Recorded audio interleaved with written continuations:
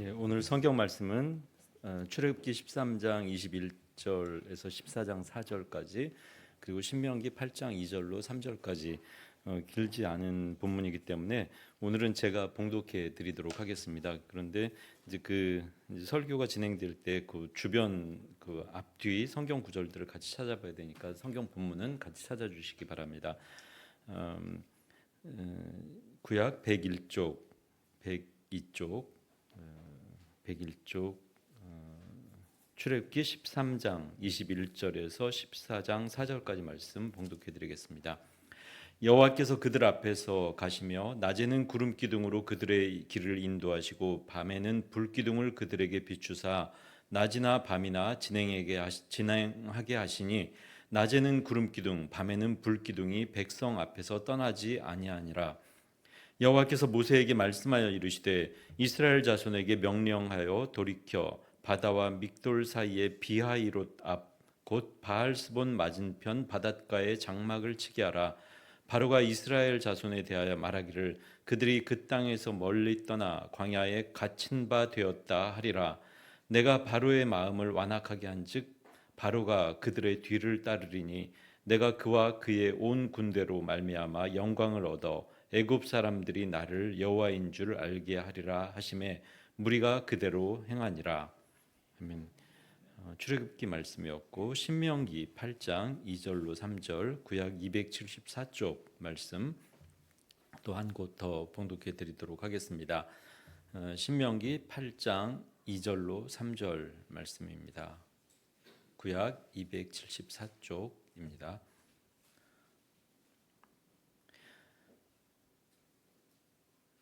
이제 40년 광야 유랑 생활을 마치고 마무리할 때 모세를 통해서 또 주셨던 말씀입니다. 내 하나님 여호와께서 이 40년 동안에 네게 광야길을 걷게 하신 것을 기억하라. 이는 너를 낮추시며 너를 시험하사 내 마음이 어떠한지 그 명령을 지키는지 지키지 않는지 알려 하심이라.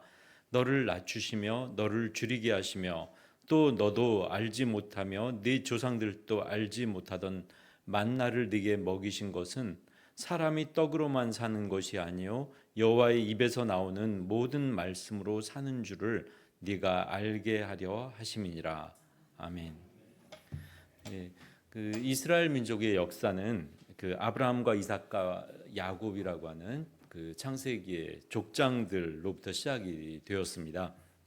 하나님은 스스로를 가리켜 아브라함의 하나님, 이삭의 하나님, 야곱의 하나님이라고 그렇게 말씀하실 정도로 하나님께서 선택하시고 또 부르셨던 사람들을 끝까지 사랑으로 보살펴 주셨다고 하는 것을 이 성경 말씀 또 창세기에 기록된 이 역사를 통해서 확인할 수 있습니다. 예수님께서도 그런 사랑으로 제자들을 사랑하셨다고 하는 그 기록을 이 요한복음 13장 1절에서 또 찾아볼 수 있는데요.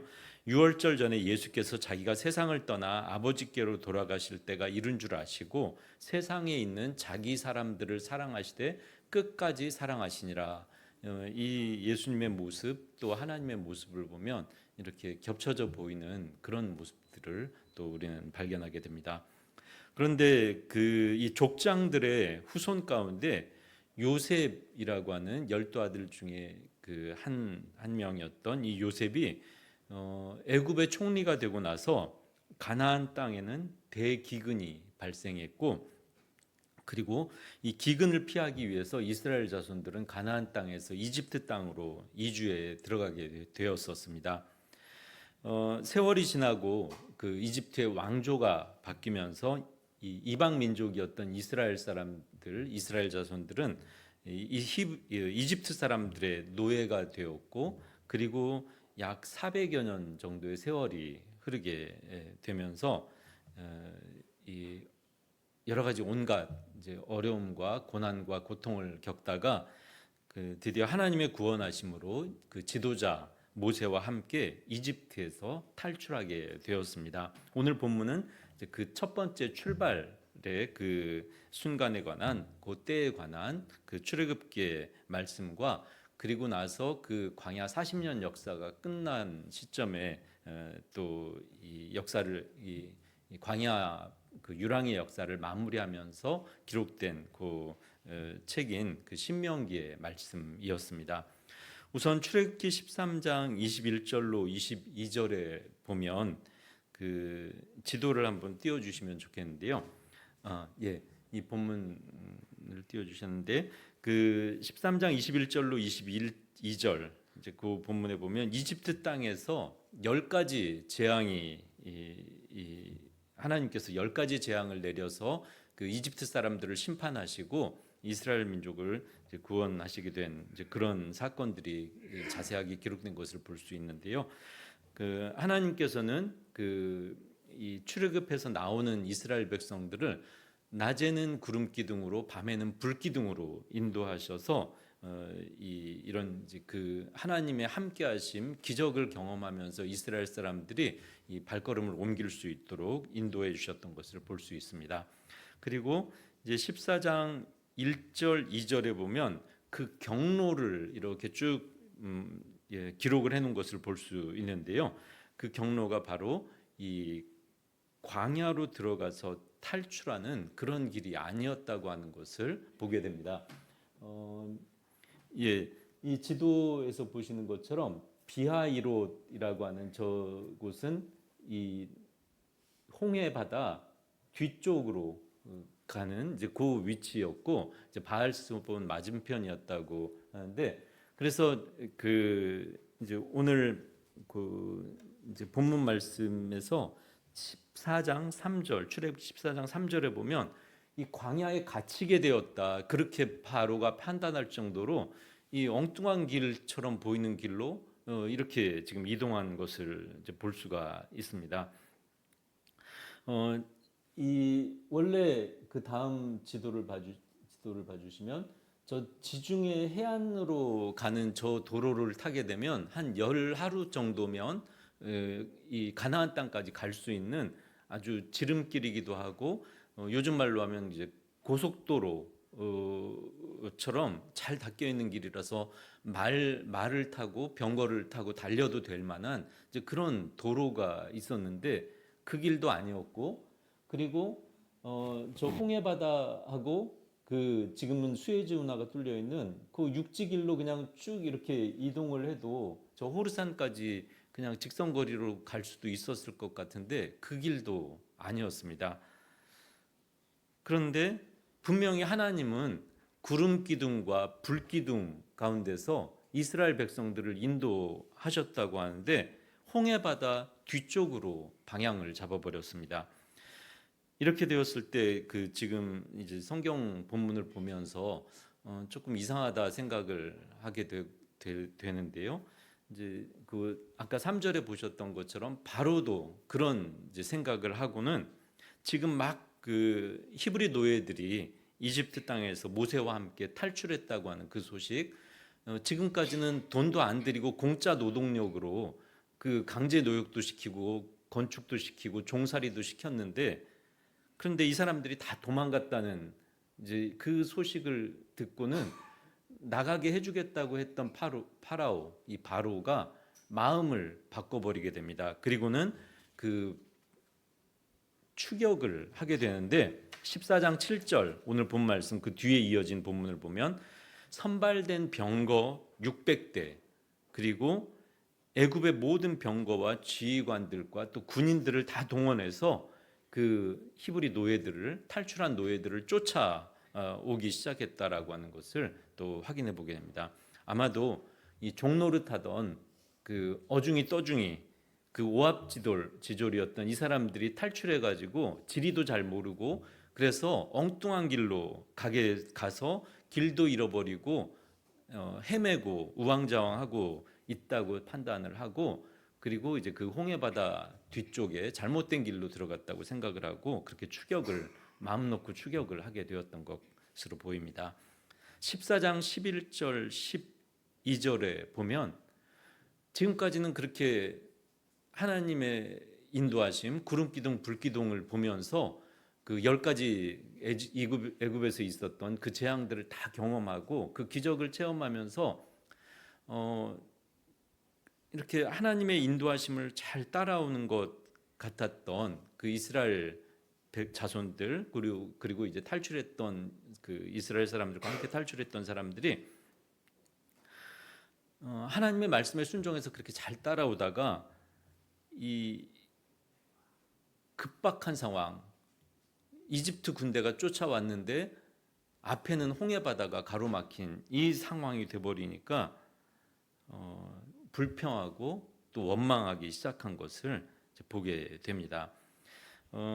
혹시 성도님들께서 신앙생활을 해오시던 그리고 혹은 이 인생 경험 가운데 또 이 이스라엘 민족이 오늘 겪었던 이런 비슷한 경험들을 하셨던 일들은 없으셨는지 한번 또 생각을 해보면 좋겠습니다.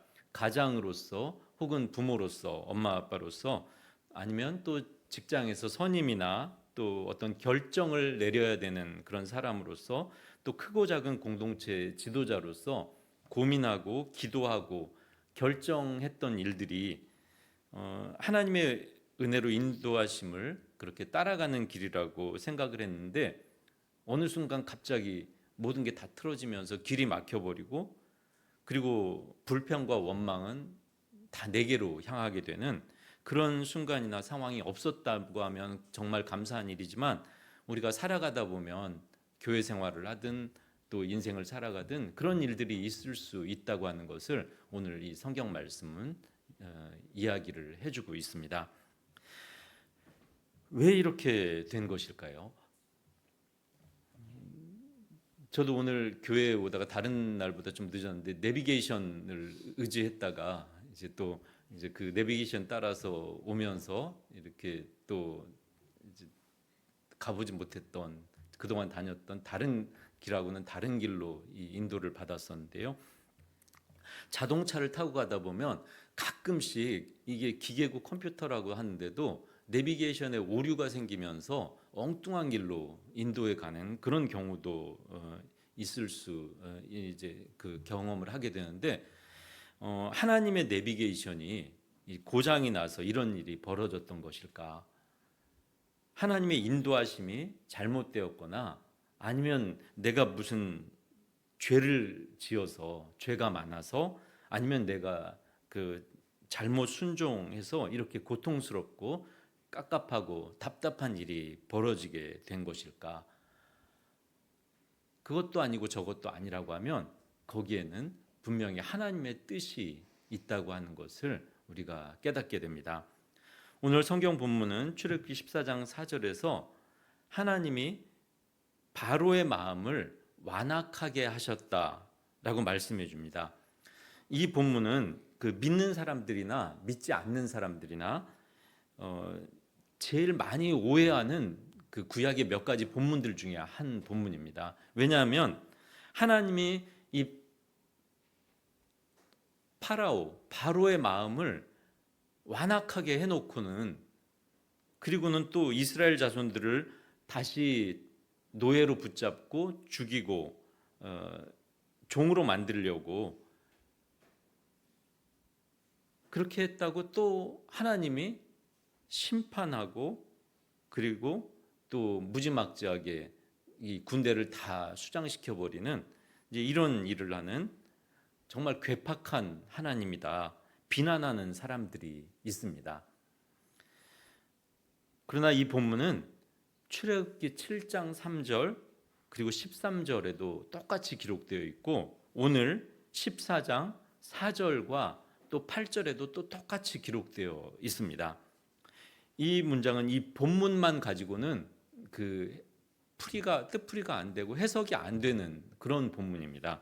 이 본문의 뜻을 알기 위해서는 먼저 그 이집트 종교가 어떤 종교였는지 이해하고 살펴보는 일이 있어야지 그래야지 이 본문의 뜻을 파악을 할 수가 있습니다. 이집트는 이 다신교를 숭배했고 태양도 홍해도 또 하늘도 땅도 다 신이었습니다. 그리고 사람들 중에서 특별히 이집트의 왕 파라오 이 바로가 살아있는 신이고 살아서는 오시리스라는 신이고 죽으면 또 호루스라는 신이 되는 이제 그런 신이라고 믿는 것이 이 사람들의 종교였고 그렇게 가르쳤고 또 이게 신앙이었고 믿음이었습니다. 그리고 이 사람들의 세계관이었다고 하는 것을 아는 게 필요합니다.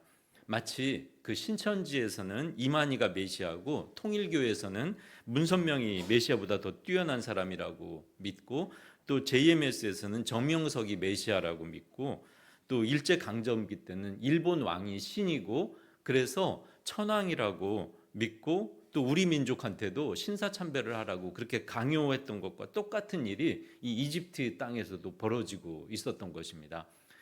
파라오는 사람이 아니라 신이라는 것입니다. 그래서 파라오의 마음을 이렇게 그 강팍하게 완악하게 굳게 할 수 있는 것도 파라오 자신밖에 없고 파라오의 마음을 부드럽게 순하게 할 수 있는 것도 파라오 자신밖에 없다고 하는 것이 이 사람들의 믿음이었습니다. 그런데 하나님께서는 이게 다 거짓말이다. 파라오는 신이 아니라 사람이다 라고 말씀해 주셨던 그 사건이 바로 오늘 본문에 기록되어 있는 것입니다. 14장 4절의 그 본문은 바로 파라오가 신이 아니고 하나님만이 오직 하나님만이 주권자이시고 창조주이신 하나님만이 파라오의 마음을 완악하게도 부드럽게도 하실 수 있는 분이라고 하는 것을 이제 선포했던 그 말씀이었습니다. 그리고 마침내 그 출애굽기 14장 21절 이하에 기록된 말씀처럼 하나님은 그 이스라엘 백성 앞에 가로막혀 있었던 홍해를 가르고 이스라엘 민족을 출애굽하게 하셨고 이집트 군대는 바닷 가운데 소멸시키는 그런 심판을 행하셨습니다.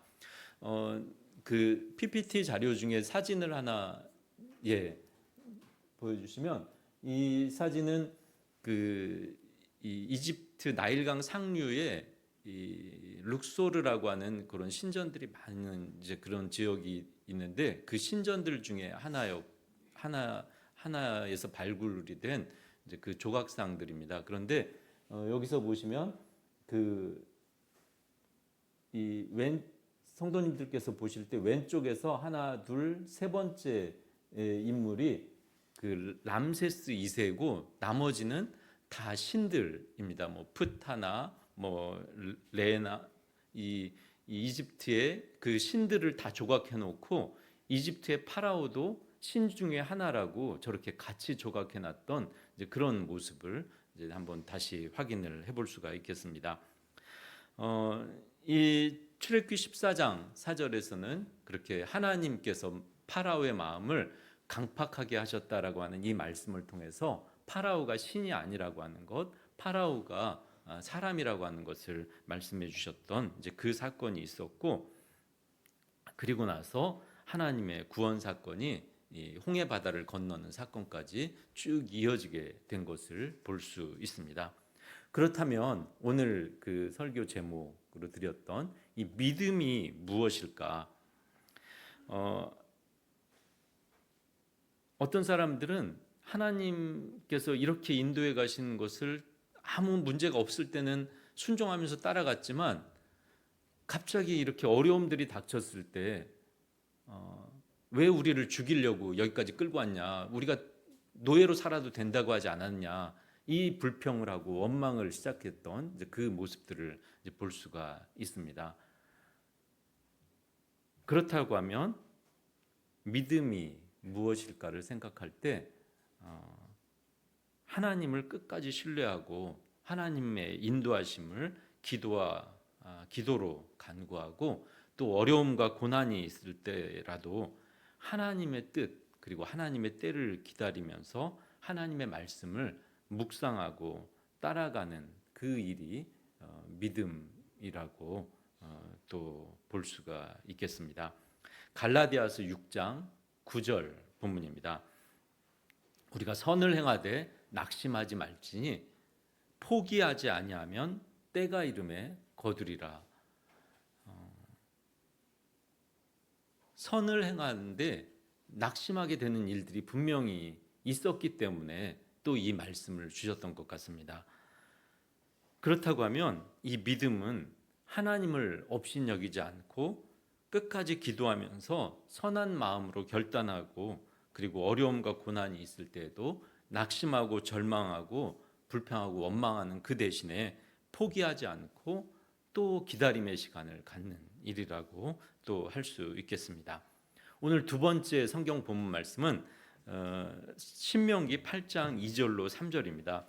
그 출애굽의 그 구원 사건 이후에 이스라엘 자손들은 이제 불평과 원망과 또 불신앙 가운데서 심판을 경험하기도 했었고, 그럼에도 불구하고 결국은 그 후손들이 하나님이 약속해 주신 그 가나안 땅 바로 앞에 이제 도달하게 되었다라고 하는 것을 이 민수기 마지막 본문과 신명기에 기록된 것을 확인할 수 있습니다. 사람들의 실수와 또 욕심과 또 불신앙으로 인해서 하나님의 뜻이 곧바로 이루어질 수도 있었던 그 하나님의 일, 하나님의 뜻이 더 많은 시간이 걸리게 되었지만 결국은 마침내 돌고 돌아서 하나님의 뜻과 하나님의 말씀과 하나님의 약속이 반드시 이루어진다라고 하는 것을 이 신명기 이 본문의 말씀이 우리에게 알려줍니다. 이사야서 55장 8절로 11절에는 하나님의 말씀이 이렇게 기록되어 있습니다. 이는 내 생각이 너희 생각과 다르며 내 길은 너희 길과 다름이니라. 여호와의 말씀이니라. 이는 하늘이 땅보다 높음 같이 내 길은 너희 길보다 높으며 내 생각은 너희의 생각보다 높음이니라. 이는 비와 눈이 하늘로부터 내려서 그리로 되돌아가지 아니하고 땅을 적셔서 소출이 나게 하며 싹이 나게 하며 파종하는 자에게는 종자를 주며 먹는 자에게는 양식을 줌과 같이 내 입에서 나가는 말도 이와 같이 헛되이 내게로 돌아오지 아니하고 나의 기뻐하는 뜻을 이루며 내가 보낸 일에 형통함이니라. 이 말씀처럼 하나님께서 한번 구원하시겠다고 작정하신 이 이스라엘 민족이 광야 40년 동안 유랑했지만 결국은 약속하신 그 약속의 땅 가나안 앞에 딱 데려다 놓으셨다고 하는 것을 이제 이 본문이 이야기를 해줍니다. 이스라엘 자손들이 이 40년 동안 실패하고 무너지고 또 헤매고 돌아다녔던 그 세월을 우리가 잘 알고 있습니다. 그 40년이 끝나가던 그 시기에 이 신명기 8장 2절로 3절의 말씀은 이 광야 시대 역사의 뜻이 하나님이 어떤 뜻을 가지고 있으셨는지를 하나님의 시각에서 말씀해 주신 내용이 기록되어 있습니다. 사람이 떡으로만 사는 것이 아니요 하나님의 여호와의 입에서 나오는 모든 말씀으로 사는 줄을 네가 알게 하려 하심이니라. 어쩌면 하나님을 모르고 살 때 우리의 인생이 그러했고, 그리고 또 하나님을 믿는다고 하면서도 늘 세상과 하나님께 양다리를 걸치고 살아온 우리의 삶이 그러했을 수 있습니다. 20년, 40년, 60년, 7, 80년 우리의 인생 자체가 하나님 눈에 보기에는 또 그런 삶이었을 수 있습니다. 그러나 하나님 앞에 마주 섰을 때 하나님은 우리가 살아온 이 인생의 의미가 무엇인지 또 하나님의 뜻이 무엇인지를 말씀해 주십니다. 에스겔서 16장 5절로 6절에 보면 에스겔 선지자가 전해 주었던 하나님의 말씀이 또 기록되어 있습니다. 아무도 너를 돌보아 이 중에 한 가지라도 네게 행하여 너를 불쌍히 여긴 자가 없었으므로 네가 나던 날에 내 몸이 천하게 여겨져 네가 들에 버려졌느니라. 내가 네 곁으로 지나갈 때 네가 피투성이가 되어 발짓하는 것을 보고 네게 이르기를 너는 피투성이라도 살아 있으라. 다시 이르기를 너는 피투성이라도 살아 있으라. 옛날 번역에는 너는 피덩이라도 살라, 너는 피덩이라도 살라, 그렇게 기록된 말씀을 볼 수 있습니다. 약 15년 전에 제가 서울역에 있던 한 노숙인 교회에서 협동 목사로 생활할 때 그 예배가 끝나고 나서 그 서울역 광장에 펼쳐 놓았던 그 천막과 또 이제 그 예배 도구들을 다 이렇게 정리하고 있을 때 여전히 술이 한 반쯤 이렇게 취한 상태로 어떤 중년 아저씨 한 분이 저에게 다가와서, 목사님, 저는 사업도 망하고 가족도 다 잃고 집도 없고 이렇게 노숙자 신세가 됐는데 내가 이러고도 살아야 됩니까? 이제 그 질문을 저한테 뜬금없이 난데없이 이렇게 질문을 하셔서, 그때 그 분하고 나누었던 말씀이 바로 이 에스겔서 16장 5절과 6절의 말씀이었습니다. 하나님이 살라고 하시면 우리는 살아야 하고 또 살 수가 있습니다. 왜냐하면 하나님만이 참 신이시고 또 하나님만이 우리 인생의 주권자이시고 하나님만이 창조주이시며 또 심판주이시고 또 재판장이시기 때문입니다. 지난주에는 저희 어머니와 두 동생이 다니는 그 교회에서 생활하시는 한 은퇴 장로님의 인생 이야기를 이렇게 듣게 된 일이 있었습니다. 그 장로님의 부모님은 그 장로님이 태어나기 전에 쌀가게를 이제 크게 하고 계셨었는데, 장로님이 태어나던 날 공교롭게도 그날 이 가게에 큰 불이 나서 모든 게 다 불타버렸다고 합니다. 그런데 그 일이 있고 나서 이제 가족들이 다 가난하게 살아갈 수밖에 없게 되었었는데, 이 장로님이 자라나면서 할머니께 늘 들었던 욕이 있었는데, 저 썩을 놈 땜시 집안이 다 망했다고 하는 그 욕이었답니다. 태어나던 날 가게에 그 불이 나서 온 집안이 다 망하고, 그리고 나서 그게 이 장로님이 원했던 일도 아닌데 그 태어난 날 그런 일이 벌어졌었고, 그래서 집에 무슨 문제가 생기거나 아니면 또 이 어릴 때 말썽을 부리거나 하면 늘 할머니가 이 어린 손자를 향해서 저 썩을 놈 땜시 이 이야기를 늘 하셨었고, 그래서 평생 살아오면서 늘 속상한 마음과 함께 내가 참 재수 없는 놈인가 보다, 이제 그런 생각을 하면서 살아왔었다고 합니다. 그러나 예수님을 믿고 이제 교회 다니다가 듣게 된 성경 말씀이 바로 요한복음 12장 24절에 예수님의 말씀이었습니다. 내가 진실로 진실로 너희에게 이르노니 한 알의 밀이 땅에 떨어져 죽지 아니하면 한 알 그대로 있고 죽으면 많은 열매를 맺느니라. 한 알의 밀이 떨어져서 그 겉껍질이 썩으면 그 속에 있는 씨눈이 자라서 열매 맺게 되는 것처럼, 하나님의 자녀가 되면서 예수님을 믿으면서 이 장로님은 할머니의 저주 같았던 그 썩을 놈이라는 이 말을 예수님의 말씀대로 한 알의 밀알로 썩어져서 세상에서 복음을 전하는 그런 축복의 사람으로 살아가라는 말로 해석하게, 하나님 앞에서 그렇게 다시 해석하게 되었다는 그 이야기를 듣게 되었습니다.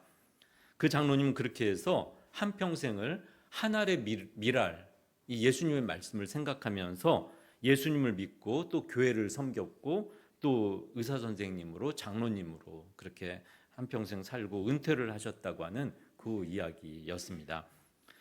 우리 각 사람의 삶도 마찬가지일 것입니다. 이 세상은 외모가 스펙이고 또 재능이라고 합니다. 그러나 하나님은 사무엘상 16장 8절에서 이렇게 말씀해 주셨습니다.